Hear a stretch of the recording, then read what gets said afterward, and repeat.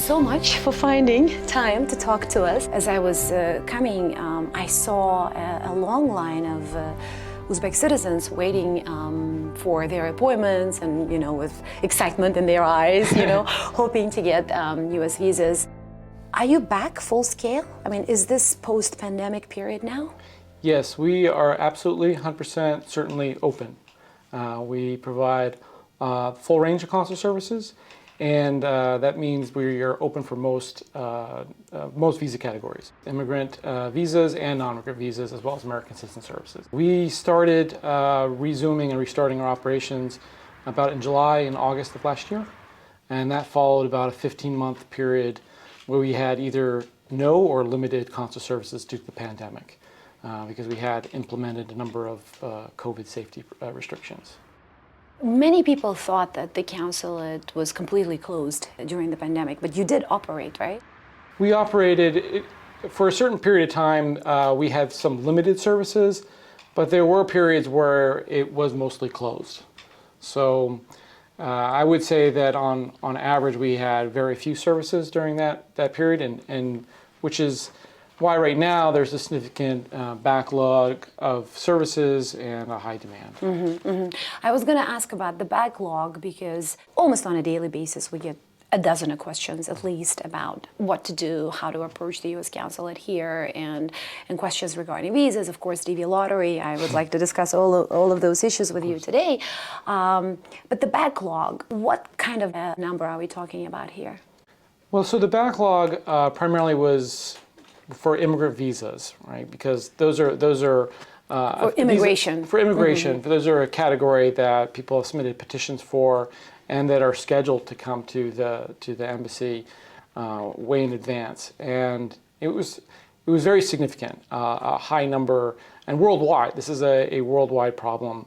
Thousands of visas are backlogged because new petitions were being approved, and yet they weren't being processed. So this creates the backlog.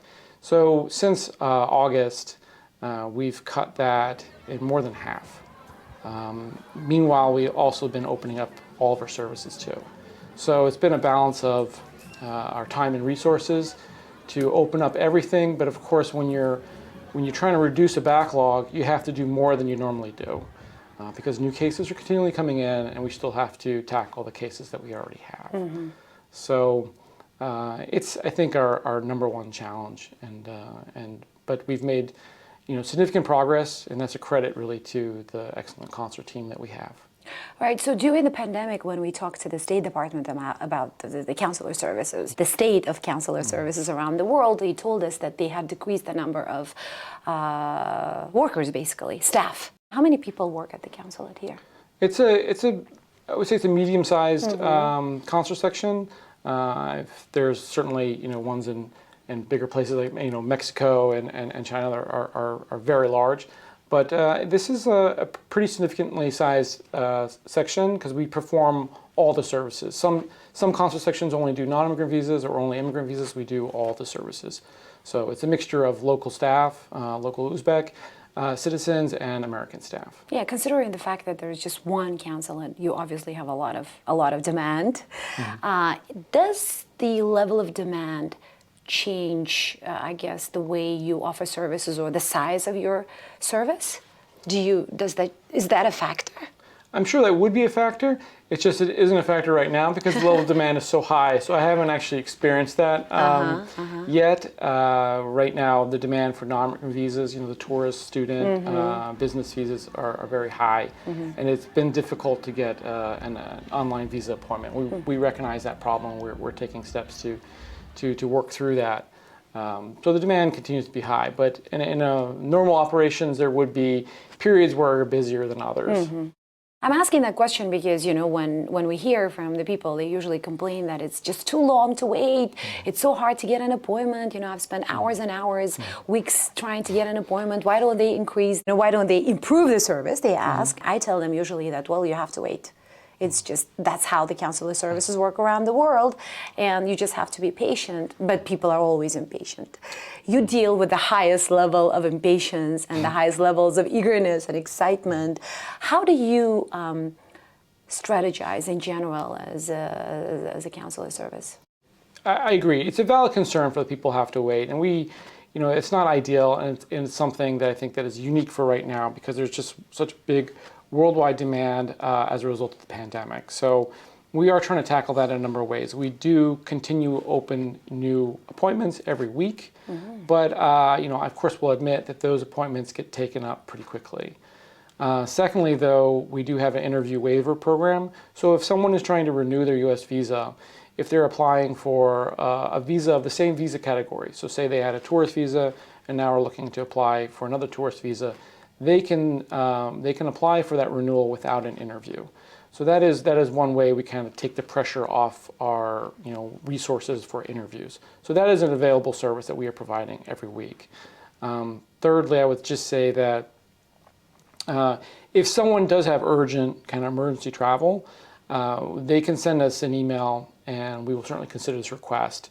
So for example, urgency and emergencies differ from person to person. Like for medical purposes, for example, exactly. Or for study purposes. Exactly. So if there's a student that needs to get to the university, we will certainly expedite that. If there's someone going for a medical treatment, if someone has a plane ticket that they bought and needs to urgently visit New York, well, we get that, but it's not going to qualify for an expedited appointment. That person would still need to try to get an online appointment.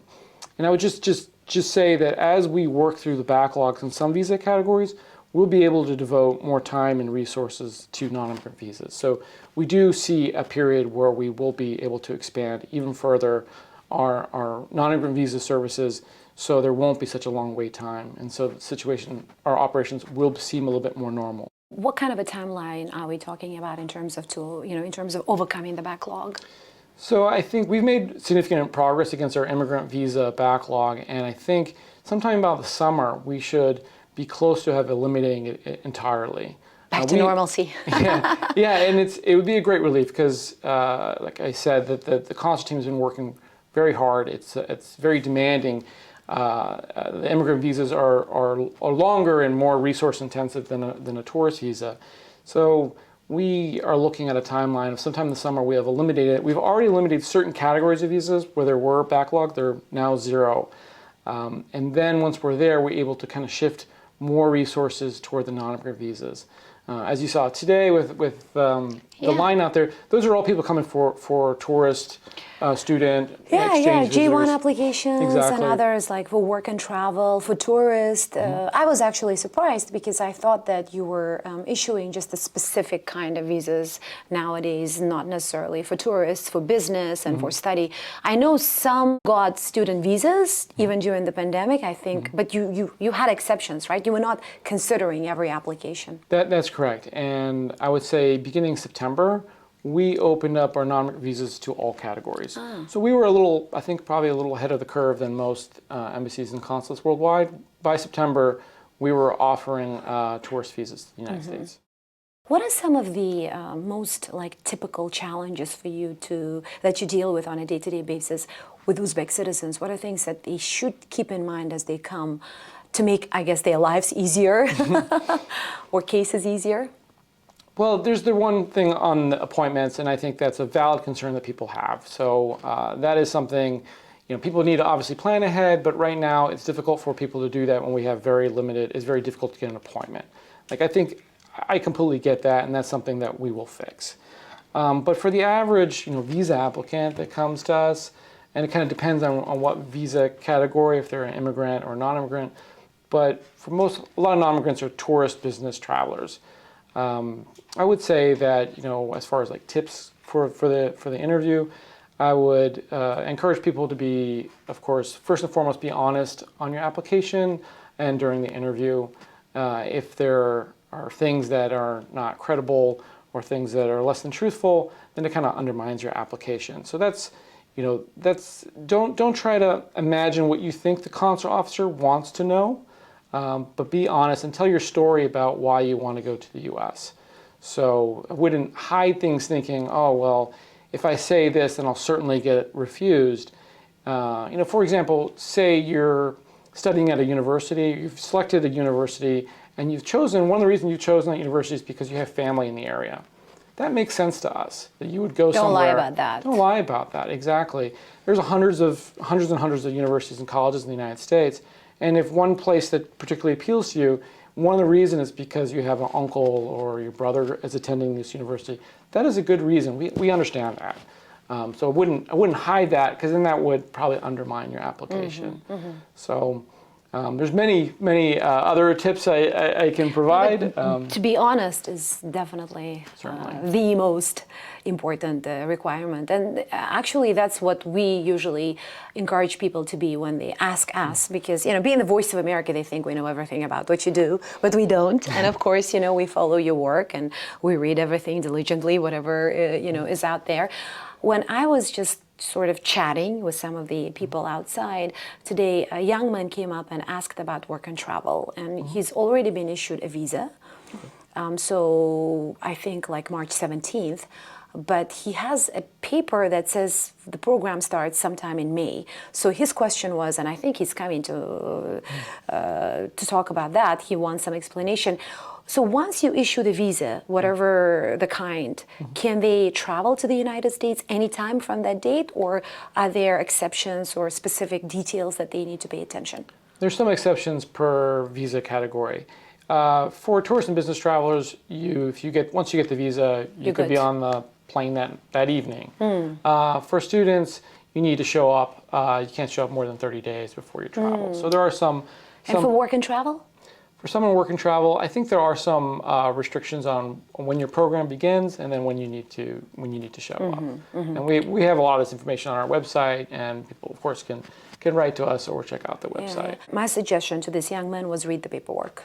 That's usually a good suggestion. Read the paperwork. Pay attention to the details, right? Yes, and we do have a lot of information on our website. It's in Uzbek, Russian, and English on the different visa categories, and we also have our public inboxes that people can reach out to on specific questions.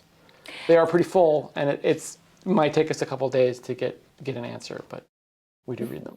One typical complaint that you hear from the Uzbek citizens is that I'm denied. There are all kinds of research that people have done, believe it or not. I mean, this is all qualitative, but the general belief is that most of the applicants get denied, and they speculate why. What are some of the top reasons that people get denied? Yeah, so it of course depends on what visa category. For our immigrant visas, most of the cases are overwhelmingly issued, because those cases, they're already prior approved in the United States through the U.S. Citizenship and Immigration Service, and they come through us. So by and large, those are generally approved.